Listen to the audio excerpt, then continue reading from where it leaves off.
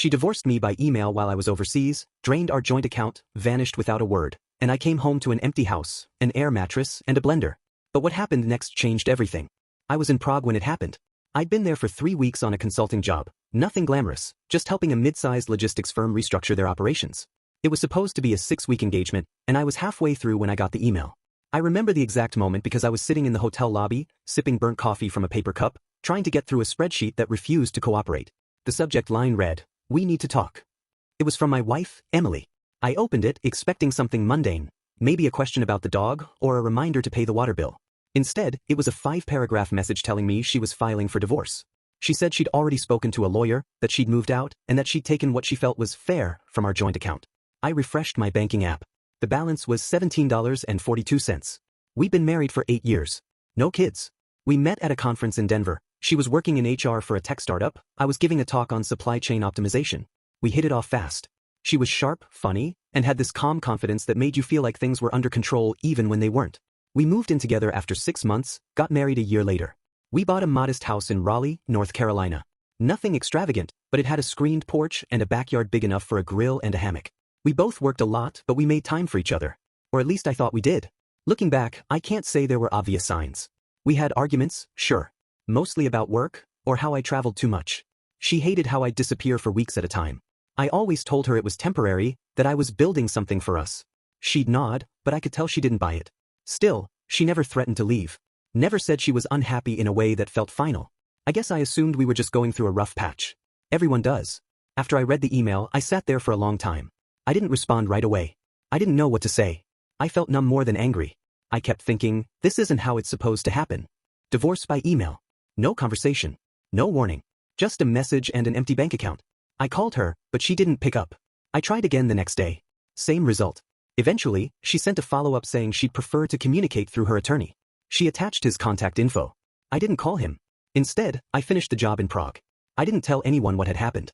I went to meetings, gave presentations, smiled when I needed to. At night, I walked the city alone. I'd never been to Europe before. It was beautiful in a way that felt distant. I'd pass couples holding hands and feel like I was watching a movie I wasn't part of. I started drinking more than I should have. Nothing dramatic, just enough to blur the edges. When I got back to the States, the house was empty. She'd taken her things, left mine. The bed was gone. So was the couch, the TV, the dining table. She left the bookshelf. And the blender. I slept on an air mattress for a while. Ate frozen meals. I didn't talk to many people. My parents knew something was wrong, but I told them I was just tired from work. I didn't want to explain. I didn't want to hear their theories or advice. I just wanted silence. Eventually, I met with a lawyer. Not because I wanted to fight, but because I needed to understand what had happened legally. Turns out she'd filed in a way that made things simple. No contest. No alimony. Just a clean break. The money she took was technically within her rights, since we hadn't set up any protections. I'd always trusted her. We never talked about prenups or separate accounts. It felt unnecessary. We were a team. I started going through our old photos. Not out of nostalgia, but because I was trying to figure out when things changed. There's one from a trip to Maine. She's standing on a rocky beach, wind in her hair, smiling at something off camera. I stared at that photo for hours. I couldn't remember what she was looking at. I couldn't remember what I was doing when I took it. It felt like someone else's life. I didn't reach out to her again. I figured if she wanted to talk, she would. Months passed. I kept working. Took more jobs. Traveled more. I started renting out the house. Moved into a small apartment downtown. It was easier that way. Less space to fill. I got rid of most of our stuff. Sold the furniture. Donated the clothes she left behind. I kept the blender. One night, I was at a bar with a colleague. He was going through a breakup too. We didn't talk about it much, but there was a moment when he said, "You ever feel like you missed something obvious?" I nodded. That was the thing. I kept replaying everything, looking for the moment I should have seen it coming. But it never showed up. It was like trying to find a crack in glass that looks whole until it shatters. I started writing things down. Not for anyone else, just for myself. I'd sit at the kitchen counter and type out memories, thoughts, questions. It helped. Gave me something to do. I wasn't trying to make sense of it, I just wanted to get it out of my head. I wrote about the email, the empty house, the photo in Maine. I wrote about the way she used to hum when she cooked, and how she stopped doing that sometime last year. I hadn't noticed until I started writing. Eventually, I stopped drinking. Started running. Not far, just around the block. It felt good to move. I signed up for a half marathon. Didn't finish, but I showed up. That was enough. I started cooking again. Learned how to make decent pasta. Bought a new couch. Nothing fancy. Just something to sit on that wasn't inflatable. People started asking if I was okay. Said yes. Sometimes I meant it. Sometimes I didn't. But I kept saying it. I figured if I said it enough, it might become true. I didn't talk about Emily. Not because I was bitter, but because I didn't know how to explain it. She left me by email. Sounds like a joke. It sounds like something that happens to other people. But it happened to me. And I still don't know why. I didn't expect anything to change, but it did. Slowly. Not in dramatic ways. No big revelations or sudden clarity. Just small shifts. I started noticing things I hadn't before. The way the light hit the kitchen window in the morning. The quiet hum of the city at night. I wasn't happy exactly, but I wasn't drowning either.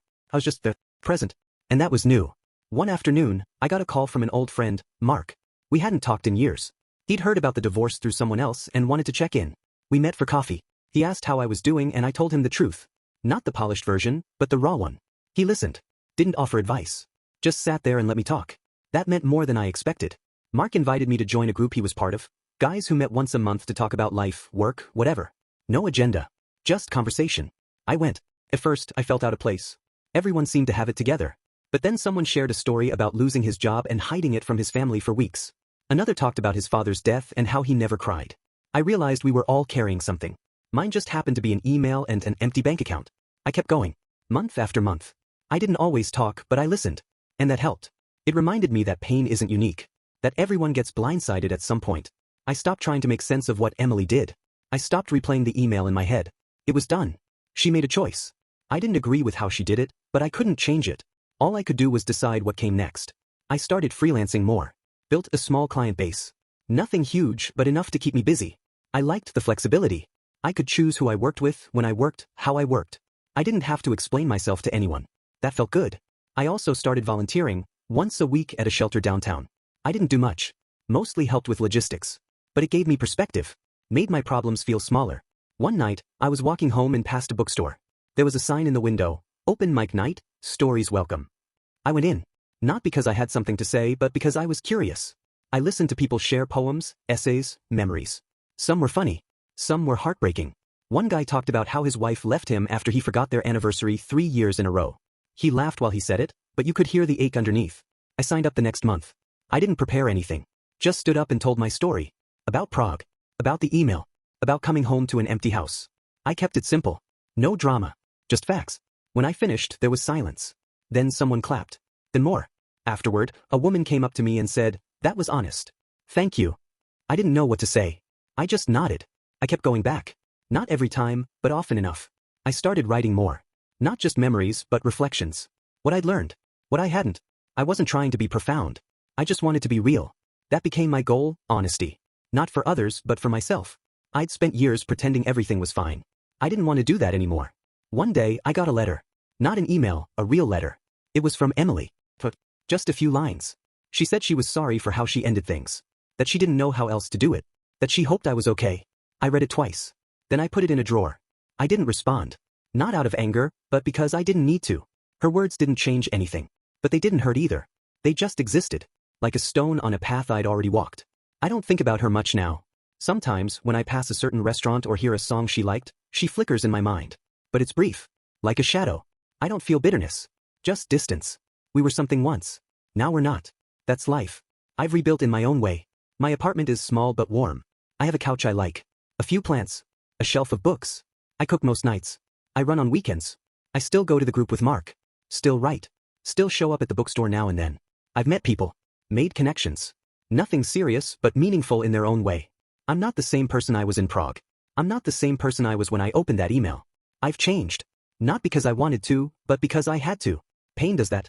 It reshapes you. Quietly. Slowly. Without asking permission. I don't have a grand conclusion. No moral. No lesson. Just this, I survived. And sometimes that's enough.